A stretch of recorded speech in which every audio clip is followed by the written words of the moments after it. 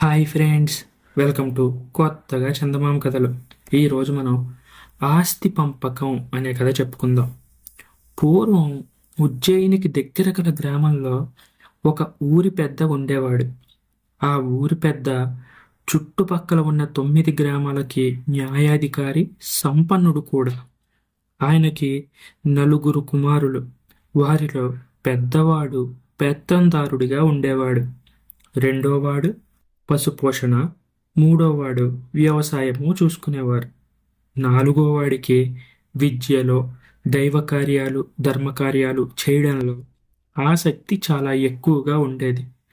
కొంతకాలం జరిగాక ఊరి పెద్ద వృద్ధుడై మంచాన పడ్డాడు. ఆయన తన కుమారులను పిలిపించి, నాయనలారా, ఇంతకాలం మనం ఒకరి తగాదాలు ఒకరు తీర్చాం, కానీ మన తగాదాలను ఇతరుల దగ్గరికి ఎప్పుడూ తీసుకుపోలేదు. కాబట్టి మనం చాలా జాగ్రత్తగా ఉండాలి. నాకు చూస్తే కాలం సమీపించింది. మీరు నా మంచం కోళ్ళ దగ్గర మీ ఇష్టానుసారం నిలబడండి. నేను పోయాక ఎవరి కోటి వద్ద వారు తవ్వుకోండి. మీలో మీరు తగాదా మాత్రం పడవద్దు. అది మన కుటుంబానికి మంచిది కాదు అన్నారు. కుమారులు నలుగురు 4 కోళ్ల వద్ద నిలబడ్డారు. నే చేయగలిగింది ఇంకేమైనా ఉందా అని తండ్రి అడిగాడు. మరేమీ లేదని కుమారులు చెప్పిన మీదట నారాయణ నారాయణ అంటూ ఆ ఊరి పెద్ద నిశ్చింతగా తన ప్రాణాలని విడిచాడు. తండ్రికి జరగవలసిన కార్యాలు అన్నీ చేసిన తర్వాత నలుగురు అన్నదమ్ములు 4 గుణపాలు తెచ్చి తండ్రి చెప్పిన ప్రకారం ఎవడి కోడి వద్ద వాడు తవ్వుకున్నాడు. పెద్దవాడు తవ్విన చోట ఊక వచ్చింది.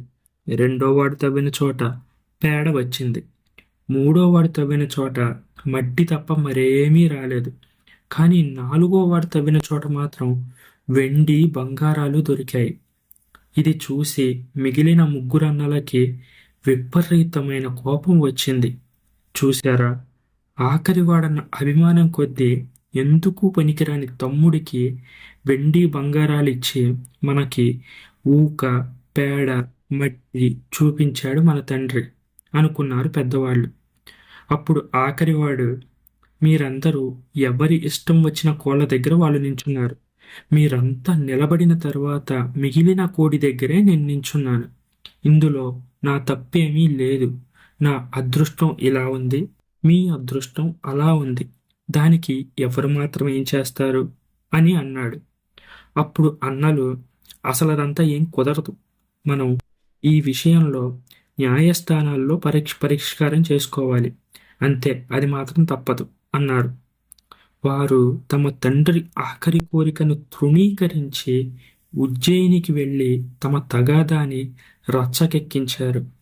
న్యాయాధికారి వారు చెప్పిందంతా విన్నాడు. మీ తండ్రికి గల ఆస్తి ఏమిటి, వివరంగా చెప్పండి అని అడిగాడు.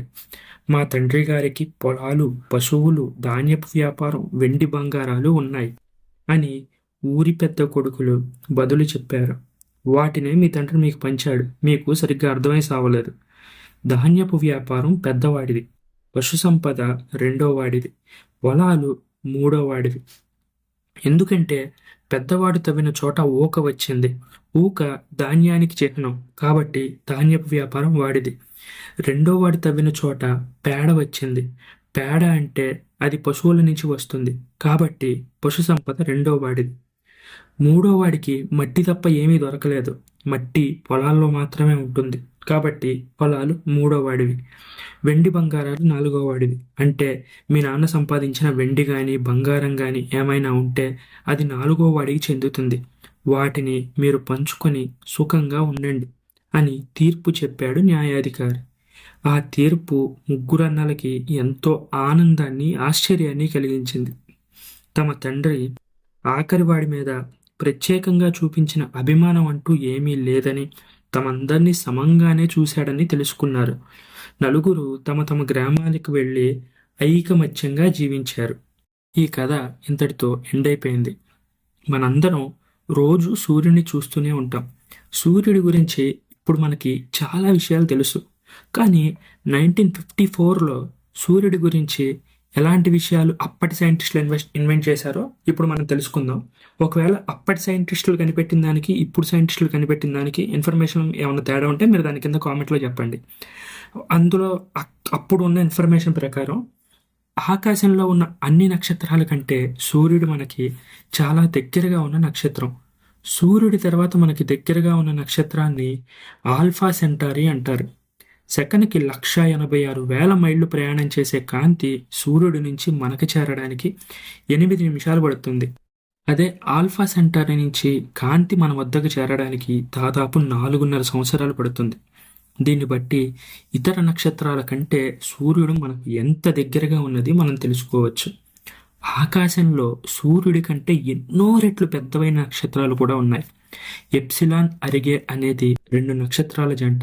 అందులో ఒకటి సూర్యుడికి 250 రెట్లు, రెండో దాని అడ్డుకొలత సూర్యుడి అడ్డుకొలతకి 3,000 రెట్లు.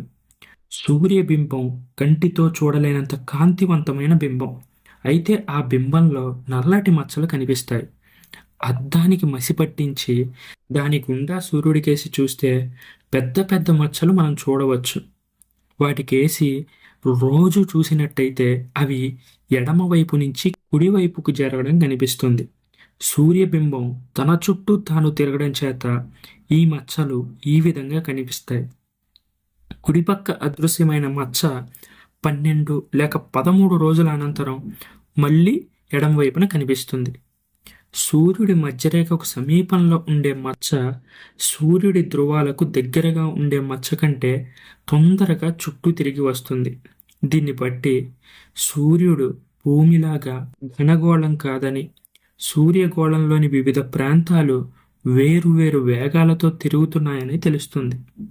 సూర్యగోళం మీద ఉండి మండే వాయువుల్లో గుండాలు ఏర్పడినప్పుడు అవి నల్లటి మచ్చల్లాగా మనకు కనిపిస్తాయని చెబుతారు. సూర్యుడి ఇతర భాగాల కంటే ఇవి నల్లగా ఉంటాయే కానీ వీటికి కూడా అంతులేని కాంతి ఉంటుంది.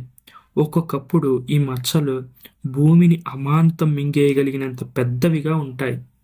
సూర్యుడి మచ్చల ప్రభావం భూమి మీద ఉండడం చిత్రమైన విషయం. భూమిని ఎల్లప్పుడూ విద్యుత్ తరంగాలు, అయస్కాంత తరంగాలు ఆవరించి ఉంటాయి. అనేకమైన సూర్యుడి మచ్చలు భూమికి ఎదురుగా వచ్చినప్పుడు భూమిపై గల అయస్కాంత తరంగాలలో సంచలనం కలుగుతుంది. సూర్యుడిలో ఉండే ఈ మచ్చల సంఖ్య హెచ్చుతూ తగ్గుతూ ఉంటుంది. ఈ మార్పు ఒక క్రమాన్ని బట్టి జరుగుతుంది. 11 సంవత్సరాలకు ఒకసారి మచ్చల సంఖ్య యథాస్థితికి వస్తూ ఉంటుంది. అయితే ఈ 11 ఏళ్ల ఋతువుకు కారణం 1954 నాటికి ఎవరూ కనిపెట్టలేదు.